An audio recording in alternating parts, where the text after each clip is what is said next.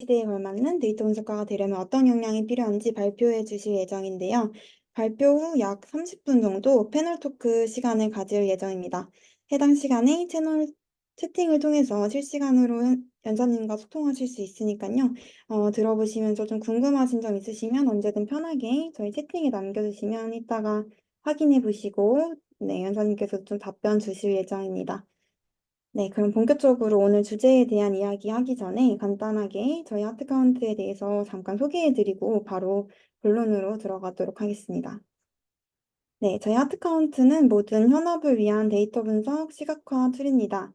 네, 에비런 이전 애널리스트, 누구나 데이터 분석가가 될 수 있다라는 캐치프레이즈로 네, 저희 시각화 기능 그리고 AI 기반의 증강형 분석 기능이 을 제공하고 있습니다. 그래서 저희 시각화 기능들은 누구나 무료로 사용해 보실 수 있으니까요. 여기 QR코드나 네이버나 구글에 하트카운트 검색해 보셔서 직접 한번 사용해 보시길 권해드립니다. 그리고 하트카운트는 데이터 커뮤니티도 운영하고 있습니다. 네, 커뮤니티 공식 페이지를 통해서 실무자분들께 필요한 데이터 콘텐츠들, 뭐 강의, 블로그, 실습 예제 등등 제공하고 있는데요. 그리고 하트카운트 학습에 도움되는 예제들, 그리고 다른 사용자분들의 사례도 확인해 보실 수 있으니까요. 여기 QR코드 스캔하셔가지고 저희 커뮤니티 페이지도 한 번씩 꼭 방문해 보시길 추천드립니다. 네, 마지막으로 저희 하트카운트 웨비나는 매월 데이터 관련된 주제로 진행되고 있는데요. 이렇게 유튜브에서 VOD도 확인해 보실 수 있고, 팟캐스트에서도 라디오를 청취하실 수 있습니다. 그래서 관련 플랫폼에 하트카운트 채널 검색하셔서 구독해 주시면 새로운 콘텐츠들 바로 알림 받으실 수 있습니다. 네, 그래서 저희 인트로 소개는 여기까지 하고 본격적으로 네, 슬기님의 발표 한번 들어보도록 하겠습니다. 네, 안녕하세요. 잘 들리시나요? 네. 네, 그러면 시작해 보겠습니다. 저는 포커스 미디어 데이터 전략팀 팀장 강슬기라고 하고요.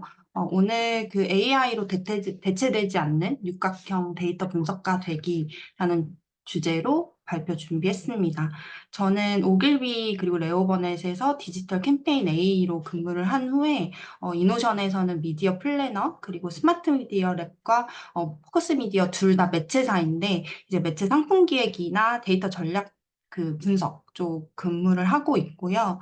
포커스 미디어는 아시는 분들도 있겠지만 아파트 엘리베이터에 엘리베이터 TV를 설치를 해서 유익한 정보와 광고 콘텐츠를 제공을 하고 있어요. 5개 광고 회사에서 드물게 좀 데이터 분석을 하고 있기 때문에 맨땅에 헤딩을 하거나 새로운 분석 방법을 개척할 일이 많았습니다. 엘리베이터 TV는 이제 거주하시는 공간에 설치되어 있는 경우도 있을 텐데 이렇게 생겼고요. 전국에 5,200단지, 7만 1,000대, 810만 시청자 커버리지를 보유하고 있습니다.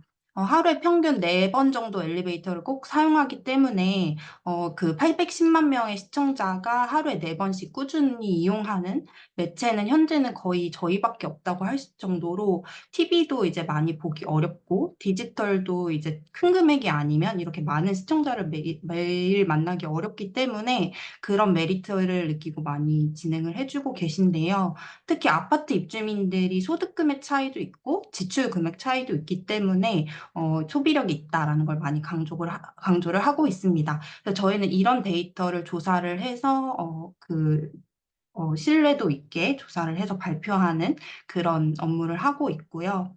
제가 마케터로 근무를 하다가 이직을 하면서 점차 데이터 활용도를 늘린 케이스인데, 이제 어려운 부분도 있었지만 다른 영역에서의 경험이 이제 도메인 지식이나 소프트 스킬 면에서 도움이 많이 됐는데요. 저는 실은 SQL이나 파이썬도 할 줄 모르기 때문에 굉장히 이 자리에 서 있는 게 조금 부끄럽기도 하고, 데이터 가공은 태블로 프랩을 주로 쓰고 있는데 이 프랩도 가공을 곧잘 해서 SQL을 좀 배우는데 베리어가 되고 있는 것 같아요. 그래서 이 자리에 계신 분들은 많은 분들이 이제 하드 스킬 쪽에 많이 그 능력이 있으실 거기 때문에 제가 알려드리는 이런 소프트 스킬 면에서의 제가 겪었던 경험과 부족하지만 저의 그 설명이 같이 만나면 좀 더 시너지가 될 수 있을 것 같아서 이런 내용을 준비하게 됐습니다. 소프트 스킬을 정리하기가 되게 어려운데 저는 일단 용기를 내서 저지르고 난 다음에 혼난 뒤에 개선하는 것 요렇게 정의를 해봤어요. 그래서 이게 조금은 올드한 말일 수 있을 것 같아서 미리 쌍화탕 이미지를 넣어봤고 라떼도 아니고 좀 더 정말 구수한 그런 말인 것 같아요. 그래서 재밌게 좀 들어주셨으면 좋겠고 저는 데이터 분석가의 6가지 핵심 역량을 개인적으로 이렇게 정리를 해봤는데 이 1번부터 6번까지는 AI로 인해 대체될 것 같은 순서 순으로 작성했습니다. 그래서 통계 기술적 역량, 그 다음에는 AI 자동화 활용, 그 다음에 데이터 프로젝트 관리, 데이터 스토리텔링, 비즈니스 이해력, 소프트 스킬 이렇게 나눠봤는데요. 첫 번째 통계 기술적 역량은 아마 많이 공감하실 것 같아요. 저는 이제 툴을 잘 다룰지 몰라서 데이터 사이언스 영역은 아직까지 많이 넓히지는 못했고 그 대신에 하트카운트나 태블로 같은 로우 코딩, 노 코딩 솔루션을 많이 이용했습니다. 하트카운트는 뭐 예를 들면 저희 문문 실내화라고 저희 회사에서 판매하고 있는 층간소음 실내화가 있는데 요 그 아파트 단지별로 판매량과 단지별 타겟 특성을 상관관계로 분석을 해서 어떤 타겟이 많이 살수록 구매량도 높은지 상관관계 분석을 하트카운트의 스몰 멀티플즈를 이용해서 해봤어요. 그래서 이제 하이엔드 대상자가 많이 살고 신용카드 금액이 높거나 소득이 높을수록 층간소음 실내화도 많이 산다. 이런 분석을 해봤었고요. 이 외에도 최근에는 챗GPT를 접하면서 거의 불가능한 것이 없다고 느껴질 정도인데, 간단한 분석 예시이지만, 전 월마트의 데이터셋을 챗GPT에 주면서 어떤 요인이 매출과 상관관계가 높은지 계산을 할 수 있는 코드를 달라고 했어요. 그래서 데이터를 이렇게 첨부를 해서 물어봤는데, 아예 계산까지 해서 알려주더라고요. 그래서 보시면, 뭐 실업률과 가장 음의 관계이고, 그 다음에 소비자 물가 지수, 온도, 휴일 여부, 연료 가격 이 순으로 음이나 또는 양과의 관계가 높다. 이렇게 분석을 해주고 이거를 차트로 시각화까지 해줍니다. 이 예시는 굉장히 좀 간단하다고 볼 수 있는데 프롬프트만 좀 정교하게 제공할 수 있다면 더 복잡한 분석도 가능할 것 같고요. 아직까지는 이 얼렁뚱땅 답변해버리는 오류도 있고 아웃라이어 제거 같은 좀 더 통계적인 지식을 요하는 사람의 인볼브가 필요한 영역이 있지만 작년과 올해 AI 발전 속도를 경험하신 분이라면 이런 부분의 개선도 굉장히 빨리 일어날 것이라는 것도 예상하실 수 있을 것 같습니다. 이게 작년 그 AI가 만든 영상이고 올해 만든 영상인데 1년 만에 이 정도 발전을 했다면 이 내년이나 내후년은 어떨지 좀 예상이 되실 것 같아요. 두 번째는 AI 자동화 활용인데 AI 활용에 대해서 아이디어를 내고 활용 프로젝트를 관리하는 것은 아직 사람의 개입이 필요하지만 AI를 가장 잘 이해하는 것은 AI이기 때문에 스스로 자동화할 것이다라는 시각도 있는데요. 예를 들어서 저는 최근에 챗GPT S를 이용해서 이런 서비스를 간단히 만들어 보았습니다. 엘리베이터 TV에 송출된 광고 소재들을 스터디해서 브랜드 정보를 넣으면 광고 카피를 자동으로 써주는 툴을 만들어 봤는데요. 하이선 도움을 받아서 엘리베이터 TV에 송출됐던 소상공인들의 영상을 썸네일로 한 번에 캡처를 했고요. 이걸 역시 그 제공해주는 코드를 이용을 해서 카피를 텍스트화 했습니다. 그래서 요것들을 이제 GPT 기능을 통해서 학습을 시키고 광고 카피 생성봇을 만들었는데요. 그래서 이제 그 브랜드에 대한 정보를 넣으면 자동으로 엘리베이터 TV 소재화할 수 있는 카피를 써주는 그런 서비스도 간단히 만들어 보았는데, 물론 1시간도 걸리지 않았지만 이런 전반적인 데이터 수집이나 아이디어까지 충분히 자동화될 수 있는 영역이라고 생각해요. 실은 저는 어쩌다 생각해서 한번 만들어 본 건데, 좀 더 AI는 이걸 해야 하는 근거부터 시작해서 좀 더 체계적으로 관리할 수 있는 거죠. 예를 들면 엘리베이터 TV 광고 상품 중에서 매출 개선 여지가 가장 높은 상품은 소상공인 상품. 근데 이게 허들을 느끼는 이유는 소재 마련. 그렇다고 한다면 내가 어떻게 도움을 줄 수 있지? 기존 수혜를 참고해서 카피를 써준다. 그래서 혼자 서버에서 영상들을 끌어와서 뚝딱뚝딱 만드는 거죠.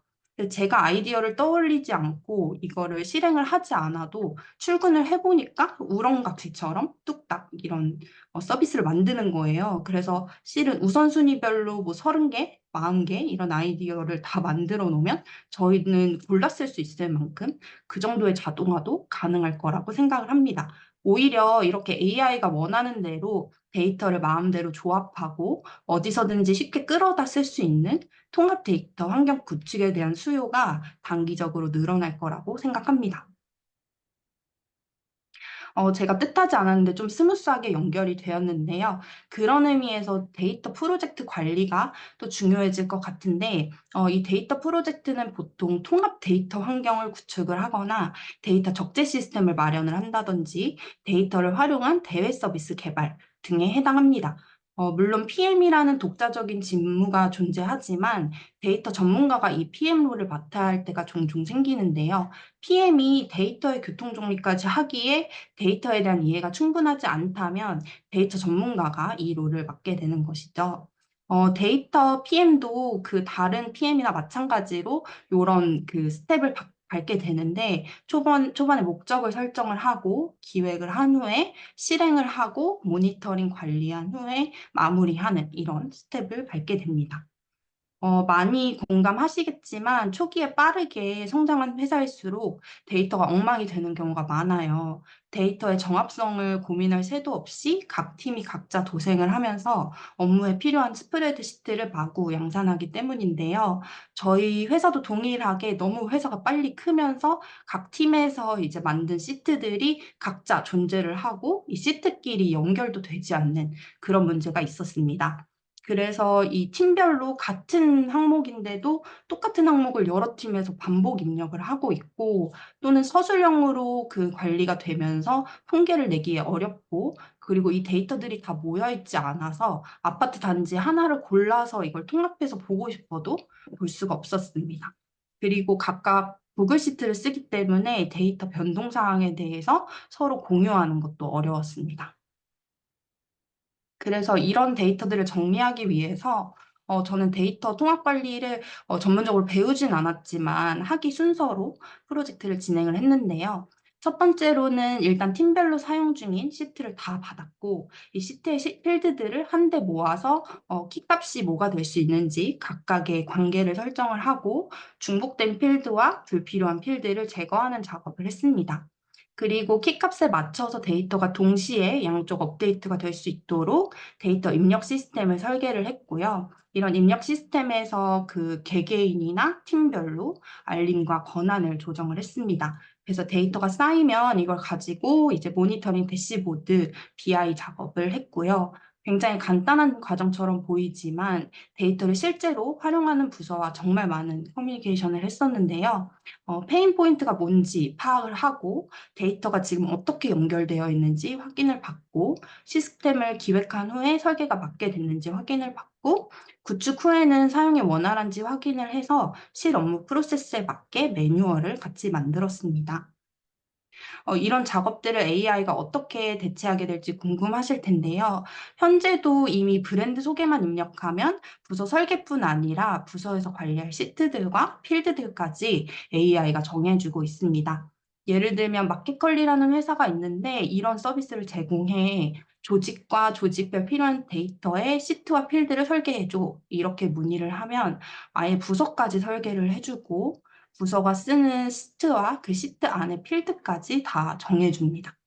그래서 아마 시도는 아직 안 해봤지만 저희가 현재 쓰고 있는 필드의 정의를 다 정리해서 보내면 이거 이런 식으로 비효율적이기 때문에 이렇게 합치고 관리하는 게 좋아. 이렇게 저보다 더 효율적으로 설계해 줄 수도 있을 것 같아요.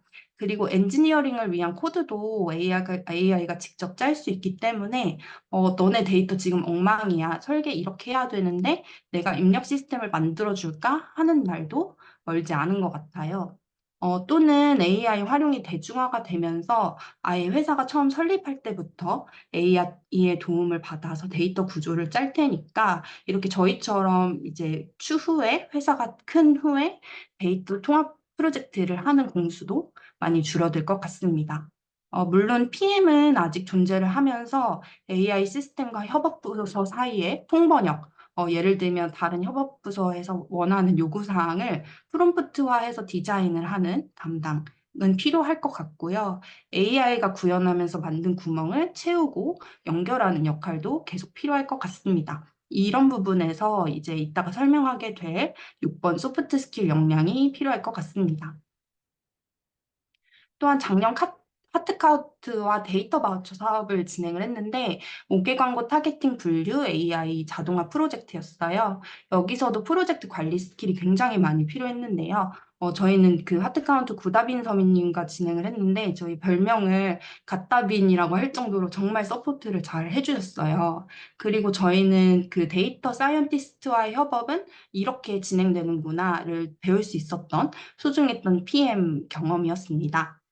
데이터 바우처 사업은 이제 다른 회사에서도 진행하시는 걸 추천을 드리는데 매년 그 중소기업이나 중견기업으로부터 신청을 받고 있고 저희의 경우에도 이제 기천만 원을 지원을 받아서 좀 더 저렴한 가격으로 데이터 분석을 지원을 했고요. 사업 계획서에 발표 영상까지 찍어야 돼서 저희 팀원분이 굉장히 고생을 많이 하셨습니다. 데이터 엔지니어와 데이터 사이언티스트는 구체적인 추정 모델 그리고 알고리즘을 실제로 구현을 하게 되는데 모델이나 알고리즘의 종류, 포함하게 될 데이터 범위는 데이터 프로젝트 매니저가 결정해야 합니다.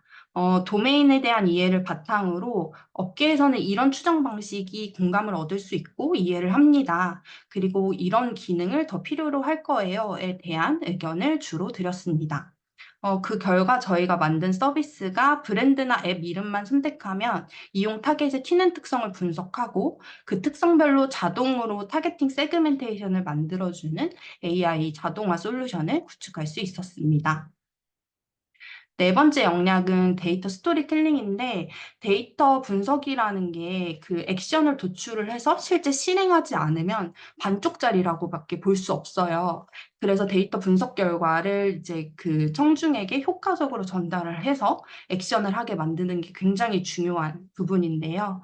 데이터 기반으로 한 인사이트를 어떻게 전달하느냐에 따라서 의사결정이 크게 달라지기도 합니다. 그래서 데이터 분석 결과 발표할 때 이런 경험이 있으실 텐데, 딱 봐도 아무도 안 듣는 것 같은 기분을 느껴보신 적이 있을 것 같아요. 저는 굉장히 중요한 아젠다를 가져와서, 아, 이거 진짜 충격적이네요. 당장 대책을 마련하시죠. 이런 반응을 기대했는데, 현실에서는 이제 끝에 훈훈하게, 아, 정말 유용한 인사이트 감사합니다. 이렇게 끝나는 경우가 많았어요. 조직별로 이 마케팅이나 비즈니스에 있어서 전적으로 데이터를 많이 활용하는 조직도 있지만 이미 전략은 정해져 있고 데이터 분석은 그냥 참고하면 좋은 정도로 여기는 경우도 많은 것 같아서 이렇게 데이터 분석 아이템들이 분석만 하고 반쪽짜리 형태에서 끝나는 거죠. 그래서 이런 것들을 방지하기 위해서 제가 스토리텔링을 할 때 참고하는 팁들이 몇 가지가 있는데요. 첫 번째는 첫 장부터 문제 제기를 하는 겁니다. 보통 분석 리포트가 이제 전체적으로 개괄 분석을 하고 상세하게 분석한 다음에 요약 및 시사점으로 끝나는데 이런 그 구성이 살짝 루즈할 수도 있어요. 그래서 첫 장부터 현재 문제를 짚어주면 집중도가 훨씬 올라가고요. 예를 들어서 현재 올가닉 방문 비율이 매달 줄고 있습니다. 광고 의존도가 높아지고 있는데 어떻게 해결할 수 있을까요? 이런 문제 제기 자체가 굉장히 주목도를 끄는 거죠. 두 번째는 분석 툴에 갇히지 않는 건데요. 보통 팀에서 이용하는 분석 툴에 한해서만 분석하는 경우가 있는데, 그럼 이제 다른 팀에서 느꼈을 때 그냥 남의 얘기처럼 들릴 수가 있어요. 그래서 더 큰 그림을 볼 수 있는 툴이나 상관관계를 이끌어낼 수 있는 다른 툴과의 크로스 분석이 필요합니다.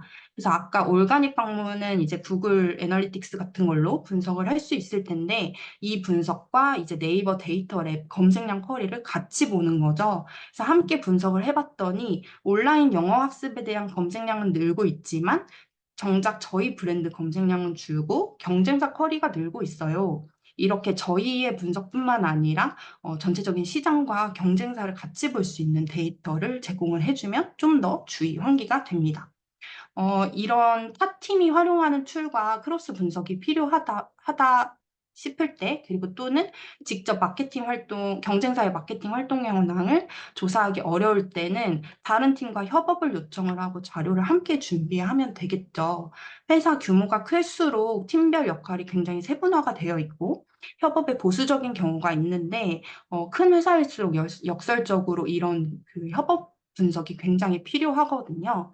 그래서 좀 처음에는 낯설고 불편할 수도 있지만 다른 팀에 손을 내밀고 협업을 하고 같이 분석하는 이런 작업이 굉장히 중요하다고 볼 수 있습니다.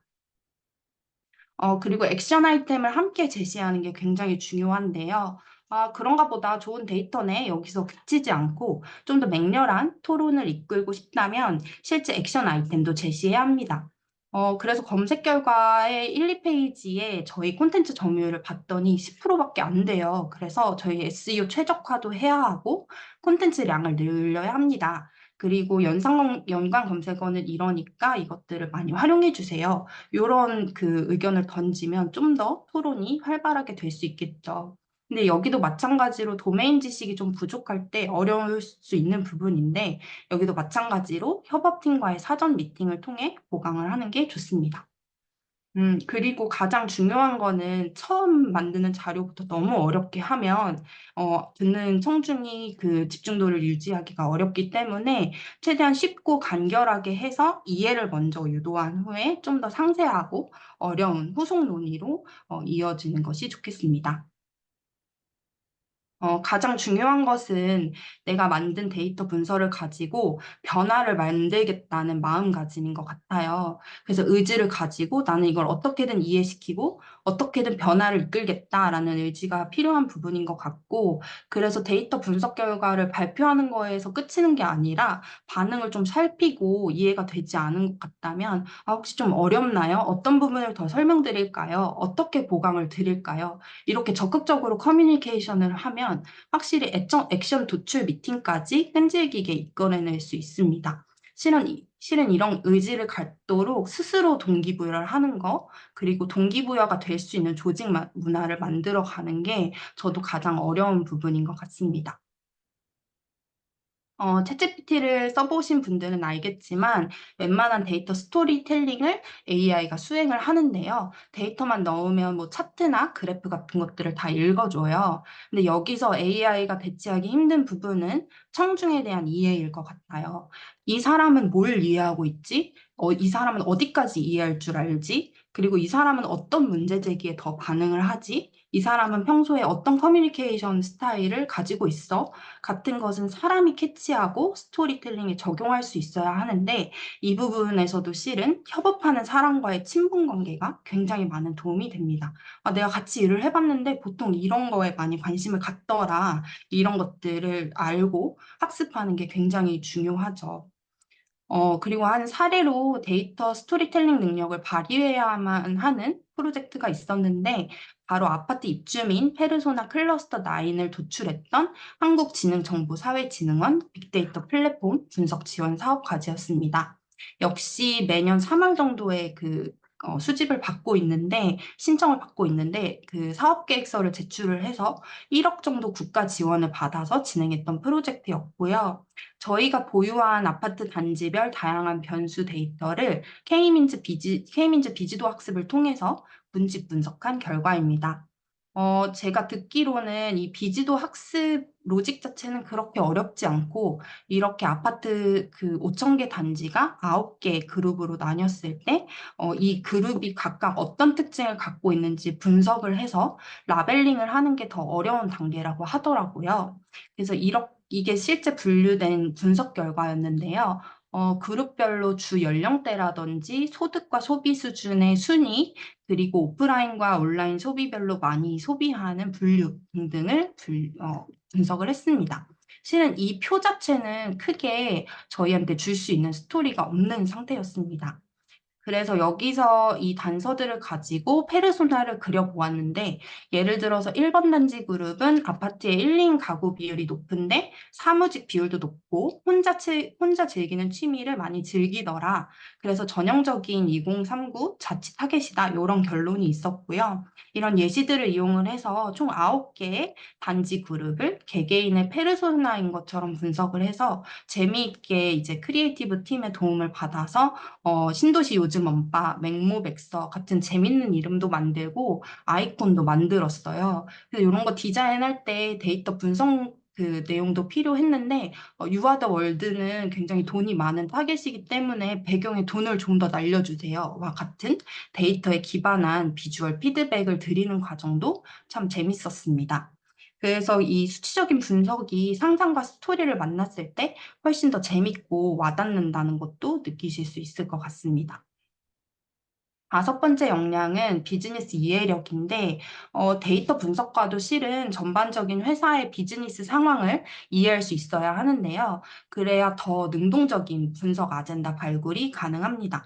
실은 저희는 5개 광고 데이터 전략팀에서 데이터 드리븐 DOH 솔루션인 팩트, 포커스 미디어 애널리틱스 앤 컨슈머 트렌드라는 툴을 운영을 하고 있어요. 그래서 집행에 대해서 그 집행된 광고에 대해 시청률을 분석을 하고 이걸 얼마나 받는지 인지하는지에 대한 매월 서베이 조사를 하기도 하고 집행 후에 앱 사용률 증가나 전환 분석을 하기도 하는데요. 4명인 팀이 운영하기에 분석 수행 범위가 적은 양은 아니기 때문에 회사에서 이 범위 이상의 큰 역할을 기대하지는 않았어요.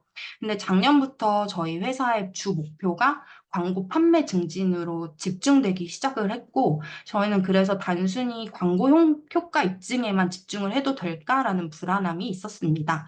저희도 좀 즉각적으로 세일즈에 기여해야겠다는 자각이 있었고요. 그래서 자발적으로 발굴한 분석 주제들이 몇 개 있었습니다. 첫 번째는 엘리베이터 TV가 효과적이다라는 걸 보여줄 수 있는 성공 사례용 데이터를 분석을 해서 배포를 했고요. 그리고 이제 영업 사원들이 영업 대상 브랜드를 발굴할 수 있도록 아파트 입주민들이 특히 많이 사용하는 브랜드를 분석을 해서 배포를 했습니다. 그리고 TV와 디지털 쪽 예산을 많이 가져올 수 있도록 TV와 디지털 대비 두드러지는 효과성 입증 자료를 제시를 했는데요. 예를 들면 동일 집행 금액으로 봤을 때 TV와 저희 엘리베이터 TV 쪽이 커버리지 자체가 리치 차이에서 크지 않지만 프리퀀시는 3배나 높다라는 걸 입증을 한다든지 연령별로 성연령별로 그 시청량을 봤을 때 TV는 아무래도 50대 이상 시청이 많지만 엘리베이터 TV는 좀 더 고르게 시청한다. 이런 것들을 입증을 했고요. 또는 디지털 대비해서는 매체별 집행비 비중 자체가 저희가 더 적었음에도 엘리베이터 TV로 특정 브랜드를 접촉한 타겟과 디지털로 접촉한 타겟에 비해 인지 지표나 태도, 광고 접촉 빈도나 주목도가 더 높았다라는 것들을 입증하기도 했습니다. 이런 것들은 어떻게 하면 광고 판매를 높일 수 있을지 달성하기 위해서 저희 팀에서 스스로 발굴했던 분석 주제이고요. 그래서 이런 분석팀은 하달되어 온 데이터 분석 요청뿐만 아니라 비즈니스 상황을 잘 보고 있다가 스스로 분석 아젠다를 찾을 수 있어야 해요.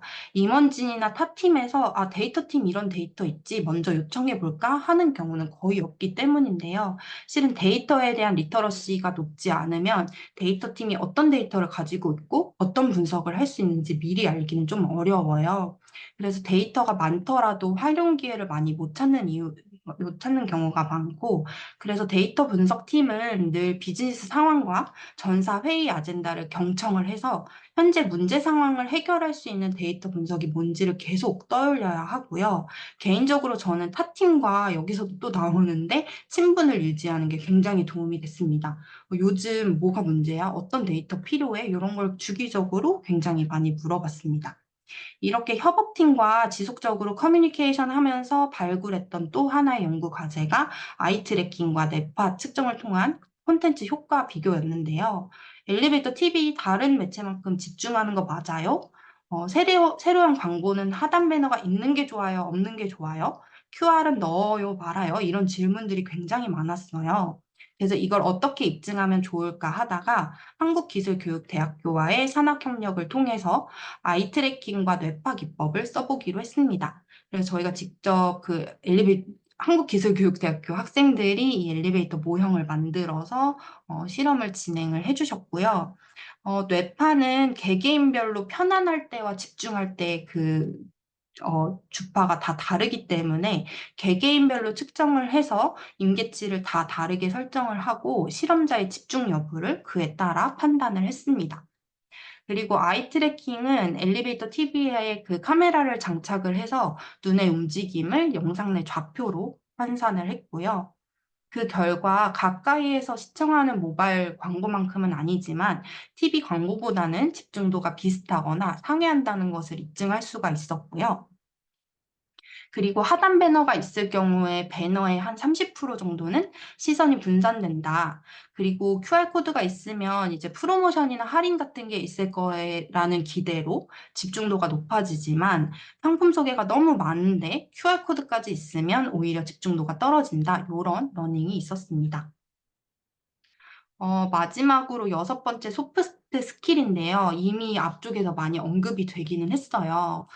이 소프트 스킬은 좀 정의하기 힘든데 보석을 만드는 과정을 데이터 분석과 하는 과정과 비교하면 좀 이해가 쉽습니다. 보석이 나올지 확실하지 않아도 삽을 들어야 해요.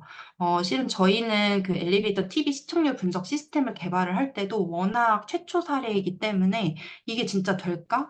만약 시청률 해봤는데 TV보다 안 나오면 어떡해? 이런 걱정도 많았어요. 그렇지만 초기에 마음을 다잡고 프로젝트에 집중할 수 있는 그런 의지가 좀 중요하고요. 그리고 삽질은 올바른 곳에 정확하게 해야 하기 때문에 데이터가 어떤 게 필요하고 그 데이터들이 어디에 있는지 판단하는 능력이 필요합니다. 여기는 좀 최소한의 도메인 지식을 많이 필요하기 때문에 분석하고 싶은 분야가 있으시다면 좀 짧게라도 해당 업무를 경험해보는 것을 추천을 드리고요. 저희도 뭐 광고, 마케팅, 조사 경험 인력이 팀에 있었기 때문에 절대적인 수치 자체는 큰 의미가 없고 리프트를 입증할 수 있어야 돼와 같은 그런 목적의식을 가지고 데이터 분석을 설계를 했습니다. 그리고 원석은 잘 다듬어야 보석이 되는 것처럼 결측 데이터나 중복 데이터 제거, 데이터 형식 변환 같은 전 처리들을 좀 더 정확하게 수행할 수 있어야 하고요. 이런 거는 약간 분석을 하다 보면 이거 되게 쎄하다 이런 느낌을 많이 받은 적이 있었어요. 저희도 시청률 분석을 하면서 시행착오가 있었는데 수치가 되게 왜 이렇게 높지? 하고 보다 보니까 하루에 엘리베이터를 37번 탄다고 나오는 분이 있었던 거예요. 이런 건 아웃라이어라 제거를 했었어야 되는데 뒤늦게 제거하는 부분도 있었습니다. 이런 것들은 실수를 또 많이 하고 경험을 많이 하면서 이 회사에 맞는 실수 안 하는 법을 배워갈 수 있을 것 같고요. 그리고 세공은 섬세하고 가치를 극대화할 수 있게 해야 하는데 준비가 된 데이터를 어떤 모델과 방법으로 분석할지를 알아야 해요. 여기서도 이론만큼이나 내가 세웠던 목적이 무엇이었는지를 기억을 해서 끝까지 관철을 하는 게 굉장히 중요합니다. 예를 들어서 아까 보여드렸던 그 비지도 분석도 어떤 로직으로 할지는 잘 모르겠는데 아파트 단지들을 그냥 여러 요소를 고려를 해서 유사도에 따라 분류해보고 싶다라는 그 목적을 설정을 하고 끝까지 집행을 했던 예시였습니다. 그리고 어떤 반지에 원석을 얹을지도 결정을 해야 하는데 예를 들어서 다이아몬드는 단단해서 백분과 잘 맞고 원석이를 감싸는 브론클로즈 형태가 잘 맞다고 해요. 그 데이터 분석 결과도 특성에 따라서 어떤 툴로 연계를 해서 분석을 할지 어떤 형태로 제공할지 결정하는 것도 굉장히 중요합니다. 예를 들면 저희는 분석자의 변수 자율도가 중요한 시청률 데이터는 대시보드 형태로 인문학적인 해석과 인사이트가 중요한 리포트는 백서 형태로 제공할 수 있는데요. 이렇게 청중을 감안한 그 분석 형태 결과 아웃풋을 고려를 하는 것이 좋습니다. 그리고 적합한 협업팀과 협업 회사를 잘 찾아서 저희 팀 자체가 일하고 싶은 팀이 되는 것도 이 단계에 속하는데요. 왜냐하면 데이터는 저희가 갖고 있는 것이 혼자 있을 때보다 다른 팀과 다른 회사의 데이터를 만났을 때 더 빛나는 경우가 많습니다. 그리고 보석처럼 데이터도 인증서가 필요한 경우가 있는데 데이터 분석 결과를 보여줄 때 굉장히 많이 받는 질문이 이 데이터 어떻게 분석하셨어요? 어떤 거 기준이에요? 신뢰도가 있나요?에 대한 검증 질문이 많아요. 이런 것들은 예를 들면 엘리베이터 TV 시청률의 경우에는 패널 수가 몇 명인지 그리고 탑승과 하차를 어떻게 측정하는지, 그리고 콘텐츠별로도 볼 수 있는지, 표본이 정확한지 이런 질문을 많이 주시는데 이런 것들은 분석가도 상세한 프로세스를 잘 기억하고 있다가 조리 있게 설명하는 것이 중요합니다. 그리고 저희 팀은 이제 특히 그 데이터 분석 결과를 외부에 알리는 데 굉장히 집중을 하고 있고요. 이건 내 외부에 둘 다 하고 있는데요. 회사 내부에는 언제든지 열어볼 수 있는 자료실을 운영을 해서 내부에 그 같이 협업하는 분들이 데이터를 바로바로 열어볼 수 있게 좀 내비게이션을 제공을 하고 있고, 분석 요청 보드나 FAQ도 운영을 합니다. 그리고 주기적으로 저희가 분석한 내용을 공유하기도 하고, 대면으로 한두 달에 한 번씩 정규 공유 세션을 갖기도 합니다. 그래서 많이 참석을 해주시고 계시고요. 회사 외부로는 자체 채널, 블로그 브런치, 웹사이트 뉴스레터 등으로 콘텐츠를 많이 홍보하고 있고, 요새는 노션이 굉장히 잘 되어 있어서 노션에 이렇게 링크를 달아놓은 것을 웹사이트처럼 배포를 하고 있기도 하고요.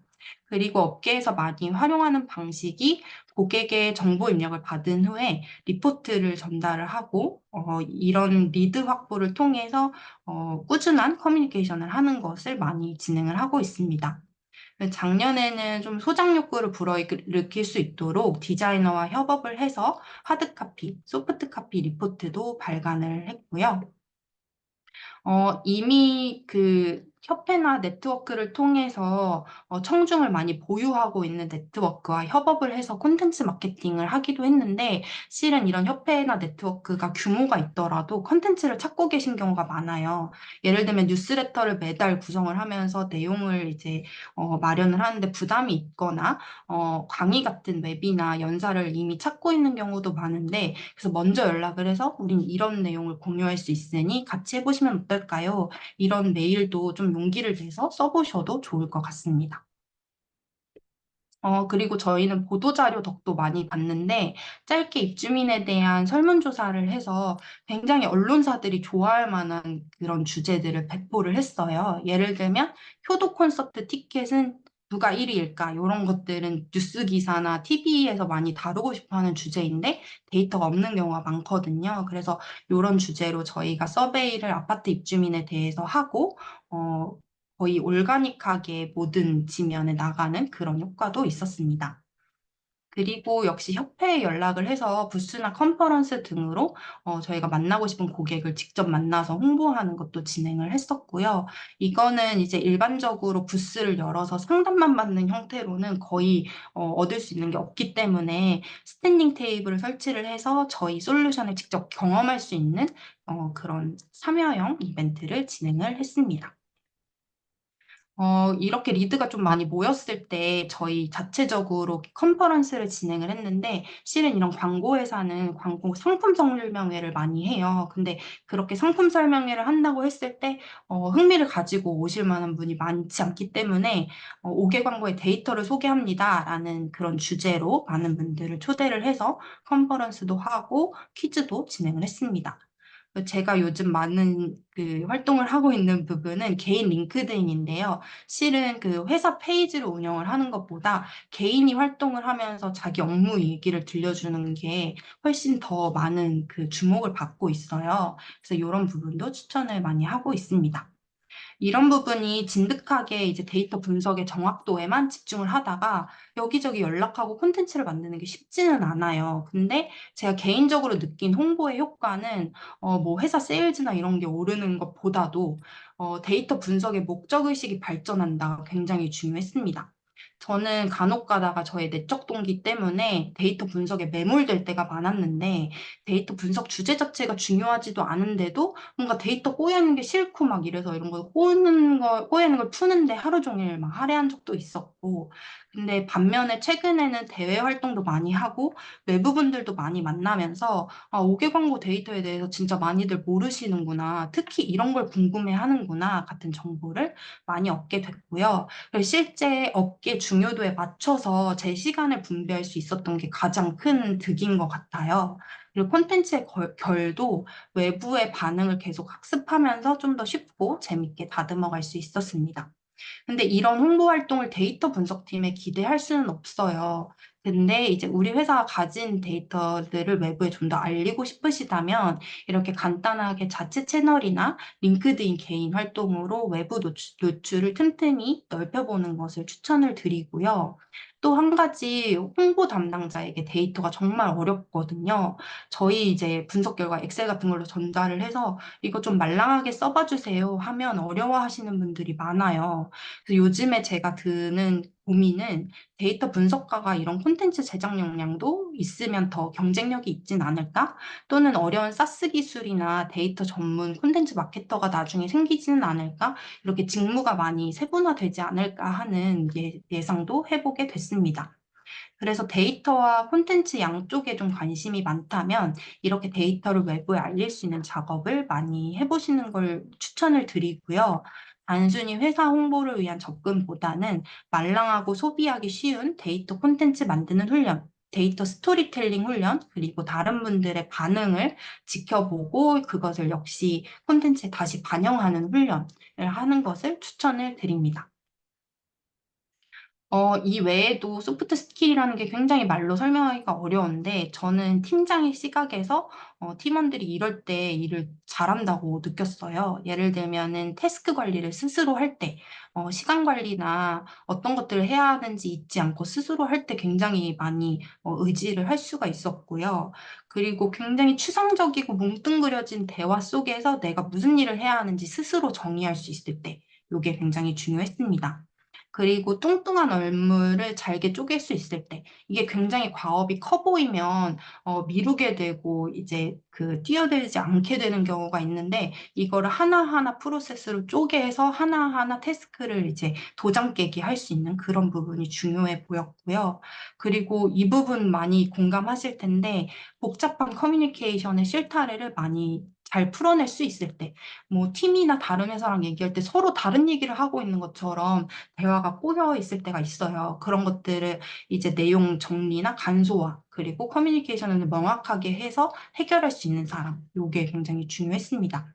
근데 무엇보다도 만나서 논의하는 게 너무 중요한데, 특히 요새 콜포비아나 접촉포비아가 번지고 있어서, 아, 왜 만나서 논의를 하지 않지라는 생각이 들 때가 많아요. 그래서 생각보다 메신저로 세네 번 오갈 내용들이 만나서 논의하면 한 번에 끝나고, 또 이제 메신저로 하게 됐을 때 갈등 상황이 될 만한 것들이 직접 얘기하면 스무스하게 넘어가는 경우가 많아서 초기 커뮤니케이션을 만나거나 통화로 하는 것을 굉장히 추천드립니다.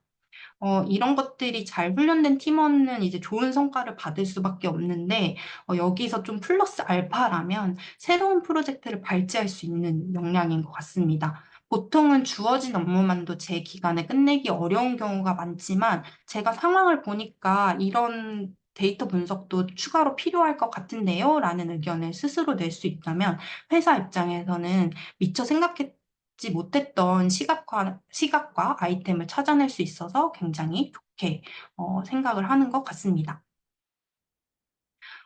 결론으로 넘어가서 실은 이렇게 설명을 드려도 그래서 어떤 능력이 AI에게 대체되지 않는 건데에 대한 답변을 내리시기가 어려울 거예요. 왜냐하면 추상적이고 규정하기 어려울수록 AI가 대체하기 어렵기 때문이에요. 이미 규정할 수 있고 이제 이론으로 습득할 수 있다면 AI가 이미 습득을 했겠죠. 근데 그게 아니라 다양한 돌발 상황에 당황하거나 지치지 않고 꾸준히 해결하는 능력. 그리고 이론적으로 불가능해 보여서 AI도 뛰어들지 않는데 내가 일단 도전해서 언젠가는 해내는 능력, 그리고 다른 사람과 대화, 그리고 만남에 두려움이 없이 부딪히고 협업을 해내는 능력, 이런 게 필요한 것 같습니다. 특히 이제 AI가 나중에 데이터를 다 수집을 해서 프로세싱할 데이터들은 누군가 입력을 했거나 누구나 말을 하는 부분인데 속마음을 이제 털어놓지 않는 분들도 계시잖아요. 그래서 시스템의 데이터화 되지 않는 것들을 직접 만나서 어떻게든 캐낼 수 있는 그런 능력이 앞으로 좀 더 중요해질 것 같고요. 이런 부분은 타고나시는 분들도 있고, 저는 타고난 게 아니었는데, 이제 무조건 많이 해보는 그런 부분인데, 무조건 많이 해보는 것밖에는 해결되지 않는 부분인 것 같고요. 특히 새로운 협업하시는 분들께 말을 걸고 자신 있게 원하는 바를 설명하는 용기를 계속 연습을 해보시면 좋을 것 같습니다. 저도 이제 초년생 때는 팀장님끼리 미팅하는 동안 아무 말도 못하고 이제 수줍게 앉아 있었던 사원이었었는데 말실수도 해보고 이상한 요구 왜 하냐고 혼도 나보고 그러면서 용인되는 말과 행동의 범위를 체득하고 편히 많은 분들을 대할 수 있게 된 것 같아요. 그리고 이제 누구랑 언제 어떻게 다시 만날지 모르니까 최대한 많은 분들께 친절하려고 했더니 그런 분들과 나중에 프로젝트로 다시 만나서 좋은 협업을 하기도 했습니다. 문제 해결 능력도 마찬가지인데, 문제 해결 능력은 이제 100개의 문제 시나리오에 대해서 각각의 해결 방법을 미리 학습하는 건 아니고요. 맨 땅에 헤딩해 본 경험, 그리고 정말 해결이 안 될 것 같은 문제를 며칠 동안 이제 끙끙 앓고 해결해 본 경험, 이런 것들이 뇌에 길을 뚫어주고 있다고 개인적으로 믿고 있고요. 나는 뭐 그냥 해결 안 되는 거 해결하는 거 전문이지 라는 자신감이 붙는 순간 미루지 않고 추진하는 사람이 됩니다. 저는 개인적으로 이 부분을 2, 3년 차 안에 많은 경험을 통해서 얻는 것이 골든타임이라고 생각합니다. 될 것 같은 일과 안 혼날 것 같은 사람을 찾는 것이 인간의 본능인데요. 저도 저연차로 돌아간다면 실패할 것 같은 일과 혼낼 것 같은 사람일수록 더 많이 겪고 제 양분으로 삼았을 것 같아요. 저는 개인적으로 그 AI의 발전을 지켜보기 전까지는 무슨 툴 배우기, 자격증 따기를 연간 목표로 세웠었는데 최근에는 나의 영역과 전혀 관련 없이 생뚱맞은 영역에 발도 담가보고 새로운 사람을 만나보면서 돌발 상황을 많이 겪어보기가 새로운 연간 목표가 된 것 같아요.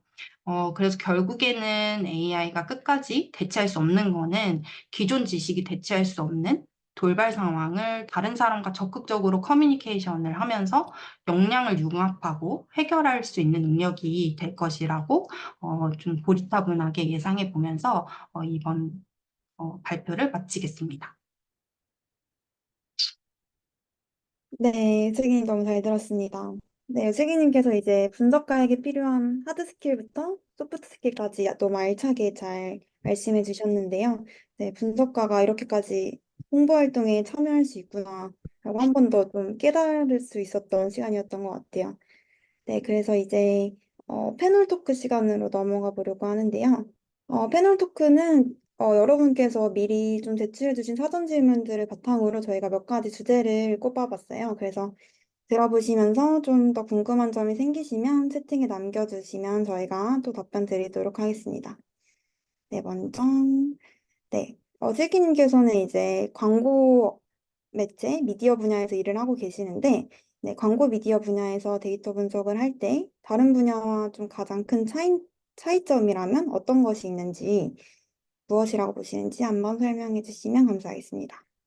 저는 다른 분야 데이터 분석을 많이 경험해 보지는 않아서 차이점이 맞는지는 잘 모르겠는데, 좀 귀에 걸면 귀걸이, 코에 걸면 코걸이라는 말에 많이 공감을 하실 것 같아요. 특히 성과 입증 같은 것들은 A 기준으로 성과가 안 보이면 B 기준으로 한다든지, 이런 이제 여러 방법을 찾는 창의력도 중요하지만, 어느 정도 엄격함에 대한 타협이 필요할 때가 있는 것 같습니다.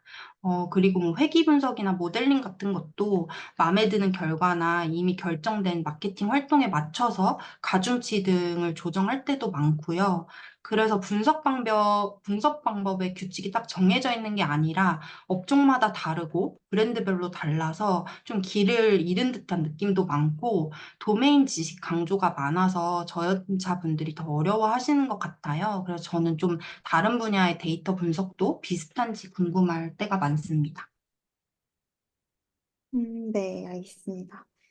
네, 그리고 다음 질문으로 바로 넘어가 보면은, 네, 슬기님께서는 또 링크드인에서 또 굉장히 팔로워를 많이 보유하고 계시는데, 이런 링크드인이나 뭐 브런치 스토리 이런 블로그에서 퍼스널 브랜딩을 시작하시게 된 계기가 있으신지, 또 이런 SNS 채널 운영하시면서 느낀 점이나 이런 걸 시작해 볼까? 좀 비슷한 고민을 하고 계신 분들께 좀 드리고자 하는 노하우나 팁이 있으시다면 공유 부탁드립니다.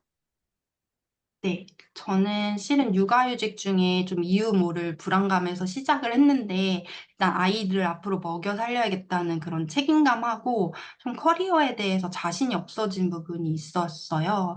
특히 마케터가 전문직인지가 굉장히 애매했던 것 같고, 데이터 분석도 앞으로 깊게 파보려면 공부할 게 굉장히 많기 때문에 그런 게 많이 불안했고요.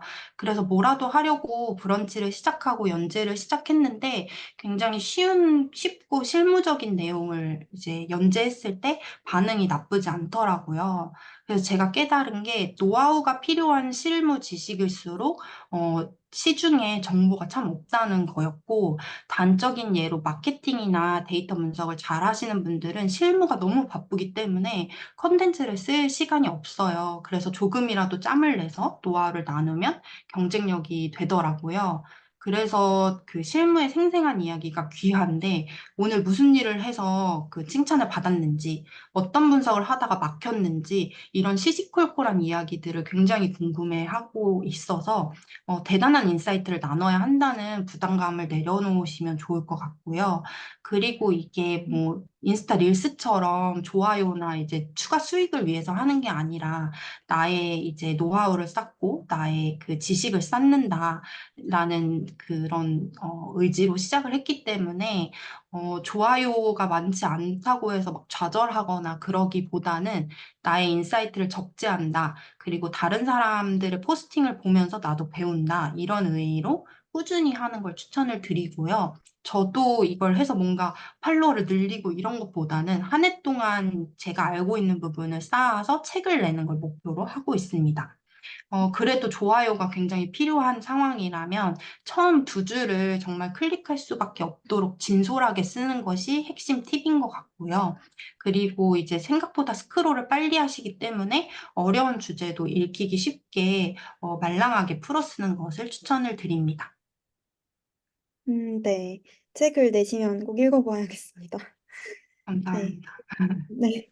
꾸준함이 참 쉬운 게 아닌데 대단하신 것 같아요. 네. 그러면 이제 다음으로 넘어가면 세 번째로는 이제 남겨주신 질문을 그대로 가져와 봤는데 데이터 분석가를 준비하면서 저만의 차별점을 만들고 싶습니다. 어떤 것을 하면 좋을까요? 라고 여쭤봐 주셨어요.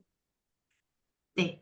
제가 오늘 발표하면서 몇 번 언급을 하긴 했는데, 저는 개인적으로 다른 팀분들과의 친분이 정말 중요했고요. 아이템 발굴부터 시작해서 데이터 이해시키는 거, 그리고 내가 데이터 줬으니까 이걸로 뭐를 제발 해줘. 이런 액션을 실제로 도출시키는데 정말 도움이 됩니다. 이게 생각보다 어렵지 않고, 뭐 인사를 밝게 하는 것부터 시작을 해서 식사나 티타임을 청하는 거나 데이터 하나만 요청받았는데 혹시 이것도 필요하세요? 이런 친절만 있어도 정말 도움이 되고요. 이런 부분은 취업 준비 과정에서도 링크드인 등으로 닮고 싶은 분을 정해서 메시지나 댓글 등으로 꾸준히 교류하면 또 여러 취업 관련 도움도 받으실 수 있을 거예요. 그 외에 차별점은 요즘 세분화되는 데이터 관련 직무를 관찰을 해서 나에게 맞는 직무를 찾는 건데요. 예전에는 데이터 분석가로 뭉뚱그렸었는데 지금은 금융, 물류, 마케팅, 보안 이런 것처럼 데이터 분석 분야가 세분화가 되고 있고 언급했던 데이터 프로젝트 매니지먼트라든지 데이터 거버넌스 전문가 같이 데이터 관련 직무들이 세분화되고 있어요. 이런 것들을 채용 공고를 꾸준히 검색을 하면서 어떤 분야가 세분화가 되고 있고 수요가 있는지 파악을 하고 내가 잘 할 수 있는 직무가 뭔지 생각해 보셔도 좋을 것 같습니다. 네. 감사합니다.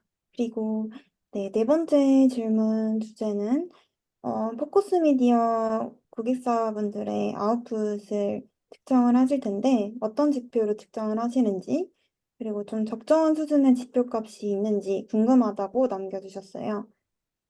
네. 네, 저희는 일단 시청률 데이터로 시청량이나 CPM 같은 것들을 많이 보고, 리치나 프리퀀시도 보고요. 아무래도 그 입주민분들이 하루에 4번씩 엘리베이터를 이용하기 때문에 노출 회유율은 꽤 좋은 편입니다. 그래서 TV나 디지털과 비교했을 때 절대적인 커버리지 효율이 있고요. 그 외에 광고 집행을 통해서 인지도가 얼마나 올랐는지, 뭐 1.3배에서 높게는 3배 이상 이렇게 인지도가 또 올라가기도 하고, 1인당 제품 판매 개수 같은 것도 보고 있는데, 광고 노출 타겟에서 한 1.5배, 2배까지 높게 나타납니다. 이 매치 특성상 바로바로 엘리베이터 TV를 본 타겟이 산 제품을 디지털처럼 트래킹하기가 어렵기 때문에 전환율이나 전환 단가보다는 이렇게 다른 타겟 대비해서 얼마나 더 많이 하는지 리프트 위주로 분석을 하고 있고요. QR 리딩을 이제 중점적으로 분석하시는 광고주분들도 계신데 엘리베이터라는 공간 자체가 QR을 읽기가 쉬운 공간은 아니기 때문에 파격적인 할인이나 경품이 있는 이벤트가 아니면 이런 분석 방법은 추천드리고 있지는 않습니다. 네, 답변 감사합니다. 네, 그리고 마지막으로는 네, 이것도 업무 관련된 질문인데 C레벨의 의사결정에 도움을 주는 근거 마련 방법 또는 지표 표현 방법이 궁금하다고 하셨어요. 아까 말씀해주신 데이터 스토리텔링 관련해서 그런 질문인 것 같습니다. 한번 답변해 주실 수 있을까요? 네. 이거는 C레벨의 의사결정이라는 게 저희의 입장에서 생각해보면 데이터 분석을 위한 예산을 따낼 때의 의사결정이라고 저는 해석을 했는데, C레벨 분들이 궁금해하시는 건 늘 똑같은 것 같아요. 이 예산을 쓰면 얼마가 돌아오는데, 이런 부분이고, 저희도 데이터 관련해서 예산을 쓸 일이 많았는데, 예산을 따는 게 쉽지는 않아요. 왜냐면 저희가 분석 예산을 땄다고 해서 바로 다음 해나 올해 안에 그만큼의 돈을 벌어올 수 있는 건 아니기 때문이죠. 그래서 이런 것들을 보장하기 어렵다면 저희는 이런 내용 위주로 의사결정을 이끌어내는데 이 프로젝트 진행으로 어떤 개선 효과가 나타나는지를 정확하게 표현을 해주고 그래서 이게 수익 마련에 기여를 할지 말지를 솔직하게 얘기를 해줘야 돼요. 아, 이게 실은 그 매출 때문에 하는 건 아니다라는 의견이 있다면 그걸 투명하게 얘기를 하고요.